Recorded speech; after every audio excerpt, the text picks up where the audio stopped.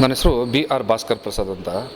ನಾನು ಈ ಬೆಂಗಳೂರು ಗ್ರಾಮಾಂತರ ಜಿಲ್ಲೆ ಕರ್ನಾಟಕದ ನೆಲಮಂಗಲ ತಾಲೂಕು ನಿವಾಸಿ. ಮತ್ತು ನಾನು ಮೂಲತಃ ಈ ಕರ್ನಾಟಕ ದಲಿತ ಸಂಘಟನೆಗಳ ಒಕ್ಕೂಟ ಒಂದು ಫೋರಮ್ ಇದೆ, ಆ ಫೋರಮ್ನ ರಾಜ್ಯಾಧ್ಯಕ್ಷನಾಗಿದ್ದೆ. ಮತ್ತು ಅದ್ರ ಜೊತೆಯಲ್ಲಿ ಬಾಬಾ ಸಾಹೇಬ್ ಸರ್ವಿಸ್ ಫೋರ್ಸ್ ಅನ್ನೋ ಒಂದು ಯುವಕರ ಪಡೆ ಇದೆ. ಆ ನಿಟ್ಟಿನಲ್ಲೂ ಅದ್ರ ಜೊತೆಲೂ ಕೂಡ ಕೆಲಸಗಳನ್ನ ಮಾಡಿಕೊಂಡು ದಲಿತರ ಪರವಾದ ಒಂದು ಕೆಲಸಗಳನ್ನ ಮಾಡಿಕೊಂಡು ಹೋಗ್ತಾಯಿದ್ದೀನಿ. ಮತ್ತು ಇತ್ತೀಚೆಗೆ ಕೆಲವೊಂದು 4-5 ವರ್ಷಗಳಿಂದ ಈಚೆಗೆ ಈ ಸಾಮಾಜಿಕ ಜಾಲತಾಣಗಳಲ್ಲಿ ಸಕ್ರಿಯವಾಗಿ ನಾನು ತೊಡಸ್ಕೊಂಡಿದ್ದ ನಂತರ ಈ ಸಮಾಜದಲ್ಲಿ ಏನೆಲ್ಲ ಆಗ್ತಾಯಿದೆ ಅದು ನಿರಂತರವಾಗಿ ಕ್ಷಣಕ್ಕೂ ನಿಮಿಷಕ್ಕೂ ಕೂಡ ನನ್ನ ಅರಿವಿಗೆ ಬರ್ತಾ ಹೋಯಿತು. ಇಲ್ಲಿ ಒಂದು ದನದ ವಿಚಾರಕ್ಕೆ ಸಹಮಾನವರನ್ನ ಕೊಲ್ಲುವಂಥ ವ್ಯವಸ್ಥೆ ಅವ್ಯಾಹತವಾಗಿ ನಡೀತಾ ಇದೆ. ದೇವರ ವಿಚಾರಕ್ಕೆ ಮನುಷ್ಯರನ್ನ ಪ್ರಾಣಿಗಿಂತ ಕೀಳಾಗಿ ಕೊಲ್ಲುವಂಥ ವ್ಯವಸ್ಥೆ ನಡೀತಾ ಇದೆ. ಧರ್ಮದ ವಿಚಾರಕ್ಕೆ ಮನುಷ್ಯರನ್ನೇ ದ್ವೇಷ ಮಾಡಿ ಕಂಡಲ್ಲಿ ಕೊಚ್ಚಾಕುವಂಥ ವ್ಯವಸ್ಥೆ ಇಲ್ಲಿದೆ. ಸೊ ಇದೆಲ್ಲ ನೋಡ್ತಾ ನನಗನ್ಸೋದು ಇದಕ್ಕೆಲ್ಲ ಯಾವಾಗ ಮುಕ್ತಿ ಸಿಗುತ್ತೆ ಅಂತ ನನಗನ್ಸುತ್ತೆ. ಇಲ್ಲಿ ಈ ದೇಶದಲ್ಲಿ ಏನು ಈ ಭಗವದ್ಗೀತೆ ಹಿಡ್ಕೊಂಡು ಮಾತಾಡುವಂಥ ಜನ ಇದ್ದಾರಲ್ಲ, ಈ ಭಗವದ್ಗೀತೆ ಈ ದೇಶದ ಒಂದು ರಾಷ್ಟ್ರಗ್ರಂಥ ಆಗಬೇಕು ಅಂತ ಮಾತಾಡ್ತಾರಲ್ಲ, ಬಹುಶಃ ಅವರೆಲ್ಲರಿಗೂ ಕೂಡ ಈ ದೇಶದ ಒಂದು ಪ್ರಜಾಪ್ರಭುತ್ವ ವ್ಯವಸ್ಥೆ, ಬಾಬಾ ಸಾಹೇಬರು ಕೊಟ್ಟಂಥ ಸಂವಿಧಾನ, ಅದು ಮಾತ್ರನೇ, ಅದರಲ್ಲಿರುವಂಥ ಅಂಶಗಳು ಮಾತ್ರ ಅದಕ್ಕೆ ಉತ್ತರ ನೀಡ್ಬೋದು ಅಂತ ನನಗೆ ಅರ್ಥ ಆಯಿತು. ಸೊ ಹೀಗೆ ಒಂದಷ್ಟು ವಿಚಾರಗಳನ್ನ ಇಟ್ಕೊಂಡು ಹೋರಾಟ ಮಾಡ್ತಾ ನನಗನ್ಸಿದ್ದನ್ನು ಈ ಫೇಸ್ಬುಕ್ಗಳಲ್ಲಿ ಮತ್ತು ವಾಟ್ಸಪ್ಗಳಲ್ಲಿ ಬರಿತಾ ಹಾಗೆ ಒಂದಷ್ಟು ಗೆಳೆಯರ ಒಂದು ಸಂಪರ್ಕ ಆಯಿತು. ಈ ಸಂಪರ್ಕ ಆಗ್ತಾ ಒಂದಷ್ಟು ಗೆಳೆಯರನ್ನೆಲ್ಲ ಸೇರಿಕೊಂಡು ತೀರ ಇತ್ತೀಚೆಗೆ ಈ ದೇಶದಲ್ಲಿ ಆಗಲೇ ನಾನು ಹೇಳ್ದಾಗೆ ಒಂದು ದನದ ಒಂದು ಅರ್ಧ kg ಮಾಂಸ ಇಟ್ಕೊಂಡಿದ್ದಾನೆ ಅನ್ನೋ ಕಾರಣಕ್ಕೂ ಕೂಡ ಆತನ ತಲೆ ಮೇಲೆ ಕಲ್ಲೆತ್ತಾಕಿ ಅವನ್ನ ಕೊಂದಾಕುವಂಥ ಹೀನ ಮನಸ್ಥಿತಿಯ ಜನರು ಇಲ್ಲಿ ಜಾಸ್ತಿ ಆಗ್ತಾ ಇದ್ದಾರೆ. ಇದಕ್ಕೆ ನಾನು ನೇರವಾಗಿ ಆಪಾದನೆ ಮಾಡೋದಾದರೆ RSS, BJP, ಬಜರಂಗ ದಳ ಅಥವಾ ಶಿವಸೇನೆ ಈ ಥರದ್ದು ಏನೆಲ್ಲ ಕೆಲವು ಸಂಘಟನೆಗಳಿದ್ದಾವೆ, ಇವು ಮತ್ತು ಇದಕ್ಕೆ ಪೂರಕವಾಗಿ ಸಪೋರ್ಟ್ ಮಾಡ್ತಾ ಇರುವಂಥ BJPಯ ಕೇಂದ್ರ ಸರ್ಕಾರ, ಮೋದಿ ಗೌರ್ಮೆಂಟು. ಮೋದಿ ಇತ್ತೀಚೆಗೆ ಮೊನ್ನೆ ಒಂದು ಕಡೆ ಹೇಳಿದರು, ಬೇಕಿದ್ರೆ ನನ್ನನ್ನು ಶೂಟ್ ಮಾಡಿ, ನನ್ನನ್ನು ಕೊಲ್ಲಿ, ಆದರೆ ದಲಿತರನ್ನ ಕೊಲ್ಲಬೇಡಿ ಅಂತ. ಬಹುಶಃ ಅವರು ಹೇಳ್ಬೇಕಾಗಿದ್ದು ಈ ಕೊಲ್ಲೋ ಪ್ರವೃತ್ತಿನ ಬಿಡಿ ಅಂತ. ಆದರೆ ಅವರು ಕೊಲ್ಲೋ ಪ್ರವೃತ್ತಿನ ಬಿಡಿ ಅಂತ ಹೇಳಿಲ್ಲ, ಒಟ್ಟಾಗಿ ಕೊಲ್ಲಿ, ಯಾರನ್ನಾದರೂ ಕೊಲ್ಲಿ, ನನ್ನನ್ನಾದರೂ ಕೊಲ್ಲೋದನ್ನು ಬಿಡಬೇಡಿ ನೀವು ಅನ್ನೋ ಥರದ್ದೇ ಇಂಡೈರೆಕ್ಟಾಗಿ ಅವ್ರು ಪ್ರಮೋಟ್ ಮಾಡೋದು. ಸುತ್ತಮುತ್ತ Z ಕ್ಯಾಟಗರಿ ಸೆಕ್ಯೂರಿಟಿ ಇಟ್ಕೊಂಡು ನನ್ನ ಕೊಲ್ಲಿ ಅಂದರೆ ಮೋದಿನ ಯಾರು ಕೊಲ್ಲಕ್ಕೆ ಹೋಗ್ತಾರೆ? ಅಂದರೆ ಅದರ ಅರ್ಥ ಸಾಮಾನ್ಯ ಜನರನ್ನು ಮತ್ತೆ ಕೊಲ್ಲೋ ಹಾದಿನಲ್ಲಿ ನೀವು ನಿಂತಿರಿ ಅಂತ. ಕೊಲೆಗಳ ಮೂಲಕನೇ ಈ ದೇಶದ ಅಧಿಕಾರ ನೀಡಿದಂಥ ಜನ ಇನ್ನೇನು ತಾರೆ ಮಾತಾಡಬಲ್ಲರು. ಇಂಥ ಸ್ಥಿತಿನಲ್ಲಿ ಇತ್ತೀಚೆಗೆ ಊನಾದಲ್ಲಿ ಒಂದು ಘಟನೆ ನಡೆದಿದ್ದು ಎಲ್ರಿಗೂ ಕೂಡ ಗೊತ್ತು. ಊನಾದಲ್ಲಿ ಏನಾಯಿತು, ಸತ್ತ ದನದ ಚರ್ಮವನ್ನು ಬಿಡಿಸ್ತಾ ಇದ್ರು ಅನ್ನೋ ಕಾರಣಕ್ಕೋಸ್ಕರ ಅವರ ಚರ್ಮವನ್ನು ಹರಿಯೋ ರೀತಿಯಲ್ಲಿ ಹೊಡೆದ್ರಲ್ಲ, ಅದು ಇಡೀ ದೇಶ ಬೆಚ್ಚಿ ಬೀಳುವಂಥ ಒಂದು ಘಟನೆ. ಆದರೆ ನನಗನ್ಸೋದೇನು ಅಂತಂದರೆ, ಅದು ಒಂದು ವಿಡಿಯೋ ಸಿಕ್ತು, ಆ ವಿಡಿಯೋಯಿಂದ ಇಡೀ ಘಟನೆ ಇಡೀ ದೇಶದ ಗಮನ ಸೆಳೀತು. ಆದರೆ ಕರ್ನಾಟಕ ಇದೆಯಲ್ಲ, ಈ ಕರ್ನಾಟಕದಲ್ಲಿ ಆ ಊನಾದಲ್ಲಿ ನಡೆದಂಥ ಆ ಘಟನೆಗಿನ್ನ ತುಂಬ ಏನೂ ಕೂಡ ಕಮ್ಮಿ ಇಲ್ಲದೆ ಇರುವಷ್ಟು ತುಂಬ ಕ್ರೂರವಾದ ಘಟನೆಗಳು ಕರ್ನಾಟಕದಲ್ಲೂ ಕೂಡ ನಡೀತಾ ಇದೆ. ಇಲ್ಲಿ ಧರ್ಮದ ವಿಚಾರಕ್ಕೆ, ದೇವರ ವಿಚಾರಕ್ಕೆ, ಮತ್ತು ಹಸುವಿನ ವಿಚಾರಕ್ಕೆ, ಜಾತಿ ವಿಚಾರಕ್ಕೆ ಎಷ್ಟು ಜನರನ್ನ ಕೊಲೆ ಮಾಡ್ತಾ ಇದ್ದಾರೆ, ಎಷ್ಟು ಜನರನ್ನ ಹಾಳು ಮಾಡ್ತಾ ಇದ್ದಾರೆ, ಎಷ್ಟು ದೌರ್ಜನ್ಯ ಮಾಡ್ತಾ ಇದ್ದಾರೆ. ಮತ್ತು ತನ್ನದೇ ಆದ ಭೂಮಿ, ಈ ಭೂಮಿ ಒಡೆಯ ನಾನು ಅಂತ ಹೇಳೋದಕ್ಕೂ ಕೂಡ ಇಲ್ಲಿ ಒಬ್ಬ ದಲಿತ ಇವತ್ತು ಎದುರುಕೊಳ್ಳುವಂಥ ಸ್ಥಿತಿ ನಿರ್ಮಾಣ ಆಗಿದೆ. ಉದಾಹರಣೆಗೆ ಇತ್ತೀಚೆಗೆ ಕುಣಿಗಲ್ನಲ್ಲಿ ಸರ್ಕಾರ ಕೊಟ್ಟಂಥ ಒಂದು 18 ಎಕರೆ ಜಮೀನನ್ನು ಉಳುಮೆ ಮಾಡಿಕೊಂಡು 5 ಜನ ಕುಟುಂಬದವರು ಬದುಕಬೇಕಾಗಿದೆ. ಆದರೆ ಅಲ್ಲಿ ಒಂದು ದೇವಸ್ಥಾನ ನಿರ್ಮಾಣ ಮಾಡಬೇಕು ಅನ್ನೋ ಒಂದು ಕಾರಣಕ್ಕೆ 5 ಕುಟುಂಬಗಳನ್ನು ಆ ಜಮೀನಿಂದ ಒಕ್ಕಲೆಬ್ಬಿಸಿ ಅಲ್ಲಿ ದೇವಸ್ಥಾನ ನಿರ್ಮಾಣ ಮಾಡಿಕೊಟ್ಟಿದ್ದಾರೆ. ಆ ದಲಿತ ಕುಟುಂಬಕ್ಕೆ ಯಾವುದೇ ಪೊಲೀಸ್ ಆಗಲಿ, ಯಾವುದೇ ರಾಜಕಾರಣಿಗಳಾಗಲಿ, ಯಾರೇ ಸ್ಥಳೀಯವಾದ ಹೋರಾಟಗಾರರಾಗಲಿ ಸಹಾಯ ಮಾಡೋಕ್ಕಾಗ್ತಾ ಇಲ್ಲ. ಯಾಕೆ ಅಂತಂದರೆ ಅಲ್ಲಿ ದೇವಸ್ಥಾನ ನಿರ್ಮಾಣ ಮಾಡೋದಕ್ಕೆ ಸಂಬಂಧಪಟ್ಟಂತೆ ಆ ಇಡೀ ಊರಿನ ಸುತ್ತಮುತ್ತ ಇರುವಂಥ ಈ ಧರ್ಮಾಂಧತೆ ತಲೆಗೆ ಹಚ್ಕೊಂಡಿರುವಂಥ ಜನ ಈ ದಲಿತರ ಬದುಕಿಗಿನ್ನ ಆ ದೇವಸ್ಥಾನದ ನಿರ್ಮಾಣದ್ದು ತುಂಬ ದೊಡ್ಡದು ಅಂತ ಯೋಚನೆ ಮಾಡ್ತಾ ಇದ್ದಾರೆ. ಮನುಷ್ಯನ ಇಲ್ಲಿ ಬದುಕು, ಅವನ ಆಹಾರ, ಅವನ ಜೀವನ ಇದು ಮುಖ್ಯ ಆಗದೆ ಹೊರತು ಈ ದೇಶಕ್ಕೆ ಉಳಿಗಾಲ ಅನ್ನೋದಿಲ್ಲ. ಸೊ ಈಗ ಕರ್ನಾಟಕದಲ್ಲಿ ಕೊಪ್ಪದ ಒಂದು ಯಾವುದು ಜೈಪುರದಲ್ಲಿ ಒಂದು ಘಟನೆ ನಡೀತು. ಅವ್ರ ಮನೆಯಲ್ಲಿ ಏನೋ 1 kg ಅಷ್ಟು ಏನೋ ದನದ ಮಾಂಸ ಇಟ್ಕೊಂಡು ಏನೋ ಊಟ ಮಾಡೋದಕ್ಕೆ ಹೊರಟಿದ್ದ ಸಂದರ್ಭದಲ್ಲಿ ಆತನ ಮೇಲೆ ಅಟ್ಯಾಕ್ ಮಾಡಿ ಅವ್ರ ಮನೆಗೆ ನುಗ್ಗಿ, ಮತ್ತು ಇದು ಭಾಳ ಎಚ್ಚರಿಕೆ ವಹಿಸಿದ್ದಾರೆ ಅವ್ರ ಕ್ರಿಮಿನಲ್ಸು. ಏನೋ ಲೈಟ್ ಆಫ್ ಮಾಡಿ ಆತನ ಹೊಡೆದು ಕೈಕಾಲೆಲ್ಲ ಮುರಿದು ಮಾಡಿದರು. ಅದಾದ ನಂತರ ತುಂಬ ವಿಪರ್ಯಾಸ ಅಂತಂದರೆ, ಉಡುಪಿನಲ್ಲಿ ಪ್ರವೀಣ್ ಪೂಜಾರಿ ಅಂತ ಸ್ವತಃ BJPಯ ಒಬ್ಬ ಕಾರ್ಯಕರ್ತ, ಆತನನ್ನು ಕೊಲೆ ಮಾಡುವಂಥ ಸಂದರ್ಭದಲ್ಲಿ ಆತ ಚೀರ್ಕೊಂಡಿದ್ದಾನೆ. ನಾನು ಮೋದಿಯನ್ನು ಗೆಲ್ಲಿಸೋದಕ್ಕೆ ನಾನು ಕೂಡ ಶ್ರಮ ಹಾಕಿದ್ದೀನಿ, ಮೋದಿಗೆ ಓಟ್ ಹಾಕ್ಸಿದ್ದೀನಿ, ನನ್ನನ್ನು ಬಿಟ್ಬಿಡಿ ಅಂತ. ಆದರೆ ಆತ ಒಂದು ಟಾಟಾ ಎಸ್ ಗಾಡಿನ ಬಾಡಿಗೆಗೆ ಇಟ್ಕೊಂಡಿದ್ದಾನೆ, ಯಾರೋ ಬಾಡಿಗೆ ಕರೆದಿದ್ದಾರೆ, ಹೋಗಿದ್ದಾನೆ, ಒಂದು 5 ಹಸುವನ್ನ ಟ್ರಾನ್ಸ್ಪೋರ್ಟ್ ಮಾಡಬೇಕು ಅಂತ ಕೇಳಿದರೆ ಆತನ ಹೊಟ್ಟೆ ಪಾಡಿನ ಜೀವನ, ಅದು ಮಾಡಲೇಬೇಕು, ಮಾಡಿದ್ದಾನೆ. ದನ ಸಾಗಾಣಿಕೆ ಮಾಡ್ತಿದ್ದಾನೆ ಅನ್ನೋ ಒಂದೇ ಕಾರಣಕ್ಕೆ ಹಿಡ್ಕೊಂಡು ಅವನಿಗೆ ಹೊಡೆದು ಆತನ ಮೇಲೆ ದನನ ಹತ್ತಿಸಿ ಆತನ ಕೊಲೆ ಮಾಡುವಷ್ಟು ಮಟ್ಟಕ್ಕೆ ಅವ್ರು ಹೋಗಿದ್ದಾರೆ ಅಂತಂದರೆ ಈ ದೇಶದ ಭವಿಷ್ಯ ಮುಂದಕ್ಕೆ ಏನಾಗುತ್ತೆ ಅಂತ ನಾವೆಲ್ಲರೂ ಕೂಡ ಸುಮ್ಮನೆ ಇದ್ದರೆ ಏನಾಗುತ್ತೆ ಅಂತ ಯೋಚನೆ ಮಾಡಬೇಕು. ಮೊದಲನೇದಾಗಿ ಈ ಹಿಂದುತ್ವವಾದಿಗಳು ಟೋಟಲಾಗಿ ಇವರೆಲ್ಲರನ್ನೂ ಕೂಡ ಸೇರಿಸಿ RSS, BJP, VHP ಅಥವಾ ವಿಶ್ವ ಹಿಂದೂ ಪರಿಷತ್ತು, ಬಜರಂಗ್ ದಳ, ಶ್ರೀರಾಮ್ ಸೇನೆ ಇವರೆಲ್ಲರನ್ನೂ ಸೇರಿ ಹಿಂದುತ್ವವಾದವನ್ನು ತಲೆಗೇರಿಸಿಕೊಂಡ ಅಂತ ಧರ್ಮಾಂಧರು ಅಂತಲೇ ಒಟ್ಟಾರೆ ಕರಿತೀನಿ ನಾನು. ಈ ಧರ್ಮಾಂಧರು ಮೊದಲನೇದಾಗಿ ತಮ್ಮ ರಾಜಕೀಯದ ಬೇಳೆಗಳನ್ನ ಬೇಯಿಸ್ಕೊಳ್ಳೋದಕ್ಕೆ ಈ ದೇಶದ ಮುಸ್ಲಿಮ್ಸ್ ಮೇಲೆ ಅಟ್ಯಾಕ್ ಮಾಡ್ತಾ ಬಂದರು. ಒಂದು ಹಂತ ಮುಗೀತು.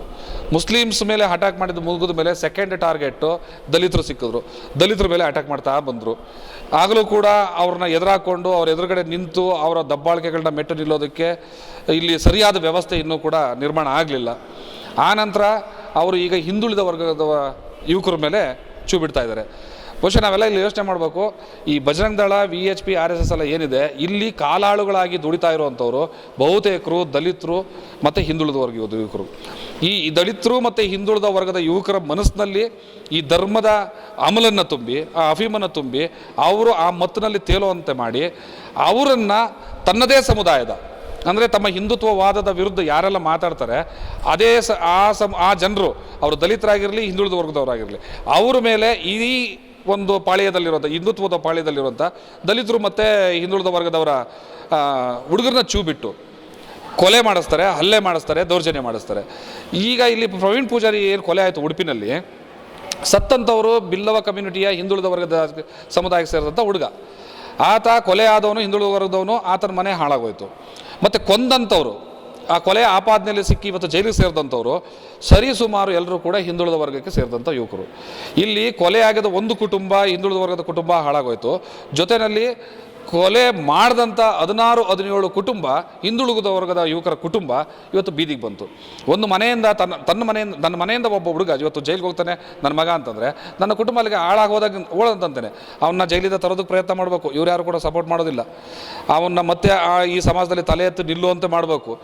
ಇದ್ರ ಜೊತೆಯಲ್ಲಿ ನನ್ನ ಕುಟುಂಬ ಇಡೀ ಸಮಾಜದ ಮುಂದೆ ಕೊಲೆಗಡಕ ಅನ್ನೋ ಒಂದು ಪಟ್ಟ ನೆತ್ಕೊಂಡು ನಾವಿಲ್ಲಿ ಬದುಕಬೇಕು. ಈ ಆಟಗಳನ್ನು ಆಡಿಸ್ತಾ ಇರುವಂಥ ಈ BJP ಅವರಾಗಲಿ, ಈ RSSನವರಾಗಲಿ, VHP ಅವರಾಗಲಿ, ಅವರು ಮೇಲ್ಗಡೆ ನೋಡ್ತಾ ನಗ್ತಾ ಇರ್ತಾರೆ. ಯಾಕೆ ಅಂತಂದರೆ ಕಿತ್ತಾಡಿದ್ದು ಅವರೇ, ಹೊಡೆದಾಡಿದ್ದು ಅವರೇ, ಸತ್ತಿದ್ದು ಅವರೇ, ಜೈಲಿಗೆ ಹೋಗಿದ್ದು ಅವರೇ. ಅದರ ಲಾಭ ತೊಗೊಂಡವ್ರು ಮಾತ್ರ ಇವರು. ಈ ಲಾಭವನ್ನು ತಗೊಂಡು ಇವರೇನು ಮಾಡ್ತಾರೆ, ನಾಳೆ ದಿನ ಎಲೆಕ್ಷನ್ಗಳ ಟೈಮ್ನಲ್ಲಿ ಇದನ್ನು ಈ ಅಲ್ಪಸಂಖ್ಯಾತರ ವಿರುದ್ಧದ ಅಸ್ತ್ರವಾಗಿ ಬಳಸ್ತಾರೆ. ಆ ಮೂಲಕ ರಾಜಕೀಯದ ಅಧಿಕಾರ ತಗೊಳ್ಳೋಕೆ ನೋಡ್ತಾರೆ, ಈ ದೇಶದ ಚುಕ್ಕಾಣಿ ಹಿಡಿಯೋದಕ್ಕೆ ನೋಡ್ತಾರೆ. ಈ ದೇಶದ ಚುಕ್ಕಾಣಿ ಹಿಡಿದ ಮೇಲೆ ಮತ್ತೆ ಈಗ ಇಡೀ ದೇಶದಲ್ಲಿ ಏನಾಗ್ತಾ ಇದೆ ಅಂತ ನಾವೆಲ್ಲರೂ ಕೂಡ ನೋಡ್ತಾ ಇದ್ದೀವಿ. ಈಗ ಈ ಪರಿಸ್ಥಿತಿನೆಲ್ಲ ನಾವು ನೋಡ್ತಾ ಒಂದು ವಿಚಾರನ ನಾನು ಸ್ಪಷ್ಟವಾಗಿ ಹೇಳ್ಬೇಕು. ಈ ದನದ ವಿಚಾರಕ್ಕೆ ಸಂಬಂಧಪಟ್ಟಂತೆ ಏನು ಯಾರೋ ಒಬ್ಬ ಬಡಪಾಯಿ ಒಂದು ಅರ್ಧ kg ಮನೆಯಲ್ಲಿ ಇಟ್ಕೊಂಡು ಊಟ ಮಾಡೋದಕ್ಕೋಸ್ಕರ ಬೇಯಿಸ್ತಾನೆ ಅನ್ನೋ ಕಾರಣಕ್ಕೆ ಆತನ ಮೇಲೆ ಅಟ್ಯಾಕ್ ಮಾಡ್ತಾರೆ. ಫ್ರಿಡ್ಜಲ್ಲಿ ಇಟ್ಕೊಂಡಿದ್ದ ಇವನು ಧರ್ಮದ ವಿರುದ್ಧ ನಮ್ಮ 333 ಕೋಟಿ ದೇವರುಗಳು ವಾಸ ಮಾಡ್ತಾ ಇರುವಂಥ ಹಸುವಿನ ಊಟನ ಇವ್ರು ಮಾಡ್ತಾರೆ. ಇವರೆಲ್ಲ ಧರ್ಮದ್ರೋಹಿಗಳು ಅಂತ ಏನು ಅಟ್ಯಾಕ್ ಮಾಡಿ ಅವ್ರ ಮೇಲೆ ತಲೆ ಮೇಲೆ ಕಲ್ಲೆತ್ತಾಕಿ ಅವ್ರನ್ನ ಕೊಂದಾಕೋದು, ಅವ್ರ ಕೈಕಾಲು ಮುರಿದಾಕೋದು, ಈ ಥರದ್ದು ಕೆಟ್ಟ ಕೆಲಸಗಳನ್ನ ಮಾಡ್ತಾರಲ್ಲ, ಇವರಿಗೆಲ್ಲ ಒಂದು ಪ್ರಶ್ನೆ ನಾನು ಕೇಳೋದಕ್ಕೆ ಇಷ್ಟಪಡ್ತೀನಿ. ಏನು ಅಂತಂದರೆ, ಈ 333 ಕೋಟಿ ದೇವರುಗಳು ವಾಸ ಮಾಡ್ತಿರುವಂಥ ಈ ನಿಮ್ಮ ದನವನ್ನು ಈ ಭಾರತದಿಂದ ಫಾರಿನ್ಗೆ ಡೈಲಿ ಎಕ್ಸ್ಪೋರ್ಟ್ ಮಾಡೋದಕ್ಕೆ ಅನುಮತಿ ಕೊಟ್ಟಿರುವಂಥ ಸರ್ಕಾರ ಯಾವುದು? ಇವರು ಪಿಂಕ್ ರೆವಲ್ಯೂಷನ್ ಮಾಡ್ತಾ ಇದ್ದಾರೆ ಕಾಂಗ್ರೆಸ್ನವರು ಅಂತ ಮೋದಿ ಯಾವಾಗಲೂ ಒಂದು ಮಾತು ಹೇಳ್ತಾ ಇದ್ರು. ಪಿಂಕ್ ರೆವಲ್ಯೂಷನ್ ಅಂದ್ರೆ ದನದ ಮಾಂಸವನ್ನು, ಅದು ಪಿಂಕ್ ಆಗಿರುತ್ತಲ್ಲ, ಅದನ್ನು ಸಾಗಾಟ ಮಾಡ್ತಾ ಇದನ್ನು ಪಿಂಕ್ ರೆವಲ್ಯೂಷನ್ ಕಂಟ್ರಿ ಮಾಡ್ಕೊಂಡಿದ್ದಾರೆ ಅಂತ ಆಪಾದನೆ ಮಾಡ್ತಾಯಿದ್ರು. ಬಟ್ ಮೋದಿ ಗೌರ್ಮೆಂಟು ಅಧಿಕಾರಕ್ಕೆ ಬಂದ ನಂತರ ಈ ದೇಶದಲ್ಲಿ ಏನಾಗಿದೆ, ಈ ದೇಶ ಇಡೀ ಜಗತ್ತಿನಲ್ಲಿ ಇವತ್ತು ಬೀಫ್ ಎಕ್ಸ್ಪೋರ್ಟ್ನಲ್ಲಿ ಫಸ್ಟ್ ಪ್ಲೇಸಲ್ಲಿ ನಿಂತಿದೆ.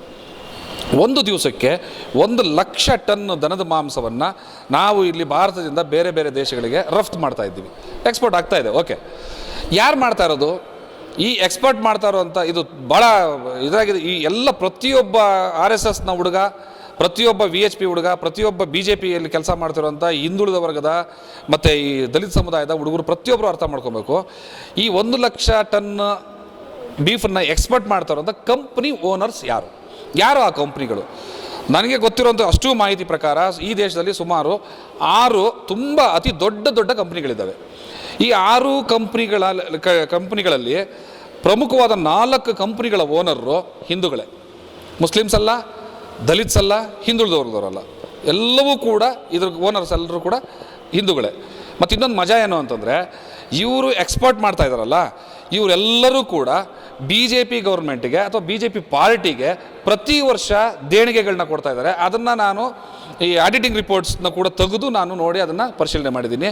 ಪ್ರತಿಯೊಂದು ಕಂಪ್ನಿ ಕೂಡ ಪ್ರತಿ ವರ್ಷ ಲಕ್ಷಗಟ್ಟಲೆ ಕೋಟಿಗಟ್ಟಲೆ ದೇಣಿಗೆಗಳನ್ನ BJP ಕೊಡ್ತಾ ಇದೆ. BJP ಒಂದು ಕಡೆ ತನ್ನ ಅನುಯಾಯಿಗಳನ್ನ, ತನ್ನ ಕಾಲಾಳುಗಳನ್ನ ಇಟ್ಕೊಂಡು ಒಂದು ಕಡೆ ಈ ಬೀಫ್ ಎಕ್ಸ್ಪೋರ್ಟ್ನ ಬ್ಯಾನ್ ಮಾಡೋದಕ್ಕೆ ಹುಡುಗರನ್ನ ಚೀವ್ ಬಿಡ್ತದೆ ರೋಡ್ನಲ್ಲಿ. ಆದರೆ ಬೀಫ್ ಎಕ್ಸ್ಪೋರ್ಟ್ ಮಾಡೋದಕ್ಕೆ ತಾನೇ ನಿಂತು ಅನುಮತಿ ಕೊಟ್ಟು ಅದರ ಲಾಭವನ್ನು ತನ್ನ ಪಾರ್ಟಿಗೆ ತೊಗೊತದೆ. ಇಂದಿರಾ ನೂಯಿ ಅನ್ನೋ ತಮಿಳುನಾಡಿನ ಒಬ್ಬ ಬ್ರಾಹ್ಮಣ ಹೆಣ್ಮಗಳು ನರೇಂದ್ರ ಮೋದಿಯವ್ರ ಜೊತೆಯಲ್ಲಿ ನಿಕಟವಾದ ಸಂಪರ್ಕ ಇದೆ, ಜೊತೆಯಲ್ಲಿ ಮಾತುಕತೆ ಆಡಿದ್ದಿದೆ, ಜೊತೆಲಿ ಕೂತು ಊಟ ಮಾಡಿದ್ದಿದೆ, ಜೊತೆಲಿ ಮೀಟಿಂಗ್ಗಳನ್ನ ಮಾಡಿದ್ದಿದೆ. ಆಕೆ ಕೂಡ ಒಂದು ಬೀಫ್ ಎಕ್ಸ್ಪೋರ್ಟ್ ಕಂಪನಿಯ ಓನರು. ಆಕೆಯ ಟ್ರಾನ್ಸಾಕ್ಷನ್ನು ಪ್ರತಿ ವರ್ಷಕ್ಕೆ ಕೋಟಿಗಟ್ಟಲೆ ಆಗುತ್ತೆ. ಮತ್ತು ದೇಣಿಗೆ ಮತ್ತು ಇವರೇ ತೊಗೋತಾ ಇದ್ದಾರೆ. ಇಲ್ಲಿ ಕಡೆ ದೇಣಿಗೆ ತೊಗೊಳ್ತಾ, ಆ ಕಡೆ ಎಕ್ಸ್ಪೋರ್ಟ್ಗೆ ಅನುಮತಿ ಕೊಡ್ತಾ, ಪಿಂಕ್ ರೆವಲ್ಯೂಷನ್ನ ಇಡೀ ವರ್ಲ್ಡಲ್ಲಿ ಇವತ್ತು ತಾವೇ ತುಂಬ ದೊಡ್ಡ ಮಟ್ಟದಲ್ಲಿ ನಡ್ತಾ ಈ ಸಣ್ಣ ಸಣ್ಣ ಹುಡುಗರನ್ನ ಗೋರಕ್ಷಣೆ ಹೆಸರಿನಲ್ಲಿ ಬೀದಿಗೆ ಬಿಟ್ಟಿರೋ ಹುನ್ನಾರ ಏನು? ಇದರಿಂದ ಅವ್ರಿಗೆ ಸಿಗುವಂಥ ಲಾಭ ಏನು? ನಾವೆಲ್ಲರೂ ಕೂಡ ಯೋಚನೆ ಮಾಡಬೇಕು, ಏನು ಲಾಭ ಸಿಗುತ್ತೆ ಇದರಲ್ಲಿ ಅಂತ.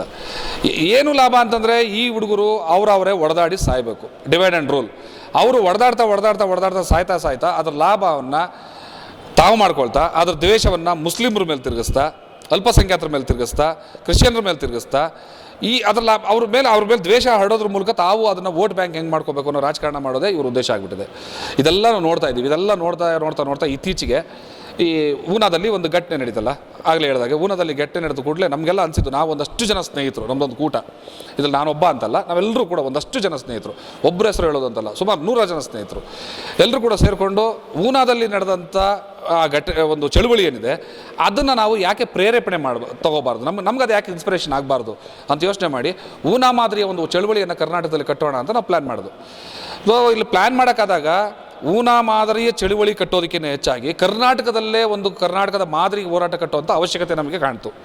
ಊನಾದ ಘಟನೆ ನಮಗೆ ಇನ್ಸ್ಪೈರೇಷನ್ ಆಗಿ ಕರ್ನಾಟಕದ ಮಾದರಿ ಚಳುವಳಿಗಳನ್ನ ಕಟ್ಟೋದಕ್ಕೆ ನಮಗೆ ಹುಡುಕ್ತಾ ಹೋದಾಗ ಕರ್ನಾಟಕದಲ್ಲಿ ನಡೆದಂಥ ಘಟನೆಗಳು ಏನಿದ್ದಾವೆ, ಕಂಬಾಲಪಲ್ಲಿಯ ಒಂದು ಹತ್ಯಾಕಾಂಡದಿಂದ ಹಿಡಿದು ತೀರಾ ಇತ್ತೀಚೆಗೆ ಈ ಪ್ರವೀಣ್ ಪೂಜಾರಿಯ ಕೊಲೆಯವರೆಗೂ ಕೂಡ ನಾವು ನೋಡ್ತಾ ಬಂದರೆ ಮುಸ್ಲಿಮರು, ದಲಿತರು, ಹಿಂದುಳಿದ ವರ್ಗದವರು, ಮಹಿಳೆಯರು, ಮುಖ್ಯವಾಗಿ ಮಹಿಳೆಯರ ಮೇಲೆ ಜಾತಿ ಕಾರಣಕ್ಕೆ ನಡೆದಿರುವಂಥ ಹಲ್ಲೆಗಳು ಮತ್ತು ಮಹಿಳೆಯರನ್ನ ತನ್ನ ಹದ್ಬಸ್ನಲ್ಲಿ ಇಟ್ಕೊಳ್ಳೋದಕ್ಕೋಸ್ಕರ ಈ ರೇಪ್ ಅನ್ನೋದನ್ನು ಒಂದು ಟೂಲ್ ಆಗಿ ಬಳಸ್ತಾ ಇರುವಂಥ ಒಂದು ವ್ಯವಸ್ಥೆ ತುಂಬ ಕ್ರೂರವಾಗಿ ನಮ್ಮ ಕಣ್ಣಿಗೆ ಕಾಣಿಸ್ತು. ಇದೆಲ್ಲದರ ವಿರುದ್ಧ ನಾವು ಸೆಟದ್ ನಿಂತ್ಕೋಬೇಕು ಅಂತ ಪ್ಲ್ಯಾನ್ ಮಾಡಿ ಒಂದು ದಿವಸ ನಾವೆಲ್ಲರೂ ಕೂಡ ಒಂದು ಕರೆ ಕೊಟ್ಟು, ಸಾಮಾಜಿಕ ಜಾಲತಾಣಗಳ ಮೂಲಕವೇ ಒಂದು ಕರೆಯನ್ನು ಕೊಟ್ಟಿದ್ದು, ಊನಾ ಮಾದರಿಯ ಚಳವಳಿಯನ್ನು ಕರ್ನಾಟಕದಲ್ಲಿ ಕಟ್ಟೋಣ, ದಯಮಾಡಿ ಎಲ್ಲರೂ ಕೂಡ ಕೈ ಜೋಡಿಸಿ ಬನ್ನಿ ಅಂತ. ಅದಕ್ಕೆ ಸಿಕ್ಕಂಥ ಬೆಂಬಲ ಅಭೂತಪೂರ್ವವಾದದ್ದು. ನಾವ್ಯಾರು ಕೂಡ ಎಕ್ಸ್ಪೆಕ್ಟ್ ಕೂಡ ಮಾಡೋಕ್ಕಾಗದೇ ಇರುವಂಥ ಒಂದು ದೊಡ್ಡ ಸಮೂಹ, ದೊಡ್ಡ ಸಂಘಟನೆಗಳು ಇಡೀ ರಾಜ್ಯದ, ನಾನಂತೂ ಹೇಳ್ತೀನಿ ಕರ್ನಾಟಕದ ಇತಿಹಾಸದಲ್ಲಿ, ಕರ್ನಾಟಕದ ಚಳುವಳಿಗಳ ಇತಿಹಾಸದಲ್ಲಿ ಇದಂತೂ ಕೂಡ ಸಾರ್ವಕಾಲಿಕ ದಾಖಲೆಯಾಗಿ ನಿಲ್ಲುವಂಥ ಒಂದು ಘಟನೆ ಆಗೋದ್ರಲ್ಲಿ ಅನುಮಾನವೇ ಇಲ್ಲ. ಇಂಥ ಸಂಘಟನೆ ಇಲ್ಲ ಅಂತಿಲ್ಲ. ಸೈದ್ಧಾಂತಿಕವಾಗಿ ಒಂದು ಸಂಘಟನೆಗೂ ಇನ್ನೊಂದು ಸಂಘಟನೆಗೂ ಭಿನ್ನಾಭಿಪ್ರಾಯಗಳಿರ್ಬೋದು, ಸೈದ್ಧಾಂತಿಕವಾಗಿ ಒಂದು ಸಂಘಟನೆಗೂ ಇನ್ನೊಂದು ಸಂಘಟನೆಗೆ ಕೂಡಿಕೊಳ್ಳುವಿಕೆ ಇಲ್ಲದೆ ಇರ್ಬೋದು. ಆದರೆ ಈ ಚಳವಳಿಯಲ್ಲಿ ನಾವಿಟ್ಕೊಂಡಂಥ ಧ್ಯೇಯವಾಕ್ಯ ಇದೆಯಲ್ಲ, ಆಹಾರ ನಮ್ಮ ಹಕ್ಕು, ಆಹಾರ ನಮ್ಮ ಆಯ್ಕೆ, ಭೂಮಿ ನಮ್ಮ ಹಕ್ಕು. ಆಹಾರ ನಮ್ಮ ಆಯ್ಕೆ, ನಾವು ಏನು ತಿನ್ನಬೇಕು, ಏನು ಬಿಡಬೇಕು ಅಂತ ಯಾರೂ ಕೂಡ ಇಲ್ಲಿ ಡಿಸೈಡ್ ಮಾಡೋಂಗಿಲ್ಲ. ನನಗೇನು ಬೇಕು, ನಾನು ಏನು ಸೇವಿಸಬೇಕು ಅದು ನನ್ನ ಹಕ್ಕು, ನಾನು ಸೇವಿಸ್ತೀನಿ. ಭೂಮಿ ನಮ್ಮ ಹಕ್ಕು, ಈ ಭೂಮಿಯ ಒಡೆಯರು ನಾವು. ಇಲ್ಲಿ ಪ್ರತಿ ಭೂಮಿ ಕೂಡ ಸಲ್ಲಬೇಕಾಗಿದ್ದು ನಮ್ಮದು. ಯಾಕೆಂದರೆ ಆ ನೆಲದಲ್ಲಿ ದುಡಿಯೋರು ನಾವು, ಅದರ ಹಕ್ಕು ನಮಗಿರಬೇಕು ಅನ್ನೋದನ್ನು ನಾವು ಸಿಂಬಲ್ ಆಗಿ ಇಟ್ಕೊಂಡು, ಇನ್ನು ಮುಂದಿನ ದಿವಸಗಳಲ್ಲಿ ಭೂಮಿ ನಮ್ಮ ಹಕ್ಕು ಅನ್ನೋದು ಕೇವಲ ಏನೋ ಒಂದು 5 ಎಕರೆ ಜಮೀನು ನಮ್ದು ಆಗಬೇಕು ಅನ್ನೋದು ಅಷ್ಟೇ ಅಲ್ಲ. ಹೌದು, 5 ಎಕರೆ ಜಮೀನು ನಮಗೆ ಬೇಕು ಅನ್ನೋದೇ ನಮ್ಮ ಡಿಮ್ಯಾಂಡು. ಆ 5 ಎಕರೆ ಜಮೀನು ನಮ್ದಾಗಬೇಕು ಅನ್ನೋದ್ರ ಜೊತೆನಲ್ಲೇ ಭೂಮಿ ಅನ್ನೋದು ಒಂದು ಸಿಂಬಲ್ ಆಗಿ ಕಟ್ಕೊಂಡು, ಭೂಮಿ ಅಂದರೆ ರಾಜ್ಯಾಧಿಕಾರ, ಭೂಮಿ ಅಂದರೆ ಈ ಭೂಮಿಯ ಮೇಲಿನ ಒಡೆತನ, ಭೂಮಿ ಅಂತಂದರೆ ಇಲ್ಲಿನ ಎಲ್ಲ ದಬ್ಬಾಳಿಕೆಗಳನ್ನು ಮೀರಿ ನಿಲ್ಲುವಂಥ ಒಂದು ಅವಕಾಶ ನಮಗೆ ಸಿಗಬೇಕು ಅನ್ನೋದನ್ನು, ಭೂಮಿ ನಮ್ಮ ಹಕ್ಕು ಅನ್ನೋ ಕಾರಣಕ್ಕೆ ಆಹಾರ ನಮ್ಮ ಆಯ್ಕೆ, ಭೂಮಿ ನಮ್ಮ ಹಕ್ಕು ಅಂತ ಒಂದು ಸ್ಲೋಗನ್ನ ಇಟ್ಕೊಂಡು ನಾವು ಏನು ಈ ಚಳುವಳಿಯನ್ನು ನಾವು ಕರೆ ಕೊಟ್ವೋ, ಅದಕ್ಕೆ ಈ ರಾಜ್ಯದ ಎಲ್ಲ ದಲಿತ ಸಂಘಟನೆಗಳು ಎಲ್ಲ ಪ್ರಗತಿಪರ ಸಂಘಟನೆಗಳು, ಮತ್ತು ನೀವು ಎಷ್ಟು ಕೌಂಟ್ ಮಾಡ್ಕೊಂಡು ಬಂದರೂ ಕೂಡ ಅಷ್ಟೂ ಸಾಹಿತಿಗಳು, ಬುದ್ಧಿಜೀವಿ ವಲಯದವರು, ಪ್ರಗತಿಪರ ಚಿಂತಕರು ಇರುವಂಥವ್ರು, ಮತ್ತು ಬೇರೆ ಬೇರೆ ಈ ನಮ್ಮ ವಾದ ಏನಿದೆ, ಆಹಾರ ನಮ್ಮ ಹಕ್ಕು ಭೂಮಿ ನಮ್ಮ ಆಯ್ಕೆ ಅನ್ನೋ ವಾದ ಏನಿದೆ, ಈ ವಾದವನ್ನು ಬೆಂಬಲಿಸಿ ಮತ್ತು ಈ ನಾಡಿನಲ್ಲಿ ಸಮಾಜದ ನಿರ್ಮಾಣಕ್ಕೆ ಯಾರೆಲ್ಲ ಯೋಚನೆ ಮಾಡ್ತಾರೆ ಆ ಎಲ್ಲ ಸಂಘಟನೆಗಳು ಮತ್ತು ಕೆಲವು ಪೊಲಿಟಿಕಲ್ ಪಾರ್ಟಿಗಳು ಕೂಡ, ಉದಾಹರಣೆಗೆ ಕಮ್ಯುನಿಸ್ಟ್ ಪಾರ್ಟಿಗಳು ಅಥವಾ ಬಹುಜನ್ ಸಮಾಜ ಪಾರ್ಟಿ ಮತ್ತು BVS ವಿದ್ಯಾರ್ಥಿಗಳ ಸಂಘಟನೆ ಮತ್ತು ದಲಿತ ಸಂಘಟನೆಗಳು ಎಲ್ಲವೂ ದಲಿತ ಸಂಘರ್ಷ ಸಮಿತಿ, ಕೆಲವು ಹಲವಾರು ಬಣಗಳು, ದಲಿತ ಹೋರಾಟ ಅನ್ನೋದರಿಂದ ಶುರುವಾದಂಥ ಎಲ್ಲ ಸಂಘಟನೆಗಳು, ಕಮ್ಯುನಿಸ್ಟ್ ಪಾರ್ಟಿಗಳು ಎಲ್ಲರೂ ಕೂಡ ನಮಗೆ ಈ ಒಂದು ಹೋರಾಟಕ್ಕೆ ಬೆಂಬಲವಾಗಿ ನಿಂತಿದ್ದಾರೆ ಮತ್ತು ಜೊತೆಯಲ್ಲಿ ಕೈ ಜೋಡಿಸಿದ್ದಾರೆ. ಇದ್ರ ಜೊತೆಯಲ್ಲಿ ಸುಮಾರು 160ಕ್ಕೂ ಹೆಚ್ಚು ಸಂಘಟನೆಗಳು ಈ ಚಳವಳಿಯಲ್ಲಿ ಸ್ವತಃ ತಮ್ಮನ್ನು ತಾವು ತೊಡಗಿಸ್ಕೊಂಡಿದ್ದಾರೆ. ಈಗಾಗಲೇ ಬೀದರಿಂದ ಹಿಡಿದು ನಮ್ಮ ಕರ್ನಾಟಕದ ಕೊನೆಯ ಜಿಲ್ಲೆ ಕೋಲಾರದವರೆಗೂ ಕೂಡ ಪ್ರತಿ ಜಿಲ್ಲೆಗಳಲ್ಲೂ ಕೂಡ ಪ್ರತಿ ಜಿಲ್ಲೆಗಳು ಕೂಡ ಸ್ವತಃ ತಾವೇ ಆಯಾ ಸಂಘಟನೆಗಳು ಅಲ್ಲಿನ ಎಲ್ಲ ಸ್ಥಳೀಯವಾದಂಥ ಎಲ್ಲ ಸಂಘಟನೆಗಳನ್ನವರು ಸೇರಿಸ್ಕೊಂಡು ಪ್ರೆಸ್ ಮೀಟ್ಗಳು ಮಾಡ್ತಾಯಿದ್ದಾರೆ, ಸಭೆಗಳನ್ನ ನಡೆಸ್ತಾ ಇದ್ದಾರೆ. 9ನೇ ತಾರೀಕು ಅಕ್ಟೋಬರ್ 9ನೇ ತಾರೀಕು ಉಡುಪಿನಲ್ಲಿ ಏನು ಒಂದು ಸಮಾವೇಶ ನಡೆಯುತ್ತೆ, ಆ ಸಮಾವೇಶದಲ್ಲಿ ತಾವೆಲ್ಲರೂ ಕೂಡ ಪಾಲ್ದಾರಿಕೆ ವಹಿಸಬೇಕು ಅಂತ ಅಂದ್ಕೊಂಡು ಎಲ್ಲರೂ ಕೂಡ ಕೆಲಸ ಮಾಡ್ತಾಯಿದ್ದಾರೆ. ಮತ್ತು ಹೇಳೋದು ಮರ್ತಿದ್ದು, ಅಲ್ಪಸಂಖ್ಯಾತರ ಒಂದು ಸಂಘಟನೆಗಳು, ಮುಸ್ಲಿಂ ಸಂಘಟನೆ ಇರ್ಬೋದು, ಕ್ರಿಶ್ಚಿಯನ್ ಸಂಘಟನೆ ಇರ್ಬೋದು, ಅದು ಬೇರೆ ಇನ್ನಿತರೆ ಅಲ್ಪಸಂಖ್ಯಾತರ ಸಂಘಟನೆಗಳು ಎಲ್ಲವೂ ಕೂಡ ಸ್ವತಃ ಸ್ವಪ್ರೇರಣೆಯಿಂದ ಈ ಒಂದು ಜಾಥಾದಲ್ಲಿ ಭಾಗವಹಿಸೋದಕ್ಕೆ ನಿರ್ಧಾರ ಮಾಡಿದ್ದಾರೆ ಮತ್ತು ಎಲ್ಲರೂ ಕೂಡ ಹೋಗ್ತಾ ಇದ್ದಾರೆ. ಆಮೇಲೆ ಇನ್ನೊಂದು ಪ್ರಶ್ನೆ ಇಲ್ಲಿ ನಮ್ಮನ್ನು ತುಂಬ ಜನ ಕೇಳಿದ್ದು, ಉಡುಪಿಯನ್ನು ಆಯ್ಕೆ ಮಾಡಿದ್ದು ಯಾಕೆ ಅಂತ.